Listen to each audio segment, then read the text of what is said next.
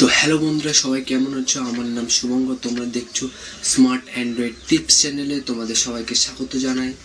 যদি কোনো ফ্রেন্ড বা কোনো গ্রুপের থেকে ফালতু ফটো বা ভিডিও পাঠায়, ওটা ডাইরেক্টলি গ্যালারিতে সেভ হয়ে যায়।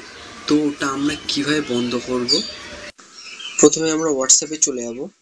হোয়াটসঅ্যাপে যাওয়ার পর সেটিংয়ে যাওয়ার পর এখানে চ্যাটে প্রেস করব। প্রেস করার পরে এখানে মিডিয়া ভিজিবিলিটি লেখা আছে, এটা অফ করে দেবো। এটা করলে কেউ ফটো বা ভিডিও পাঠালে ডাইরেক্ট গ্যালারিতে সেভ হবে না যতক্ষণ না ডাউনলোড করছি, আর ফোনের স্টোরেজ ফুল হবে না।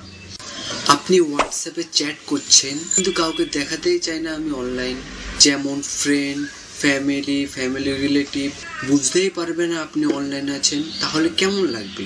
জাস্ট এই ছোট সেটিংটা করে নিন। প্রথমে আমরা হোয়াটসঅ্যাপে চলে যাব। হোয়াটসঅ্যাপে যাওয়ার পর এখানে থ্রি ডটে প্রেস করব। প্রেস করে এখানে সেটিংয়ে যাব।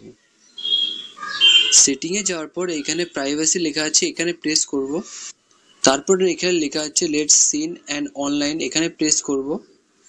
তারপর এখানে এভরিওয়ান করা আছে, এটা নোবডি করে দেবো। এটাও এভরিওয়ান করা আছে, এটা সেম অ্যাজ লাস্ট সিন করে দেবো।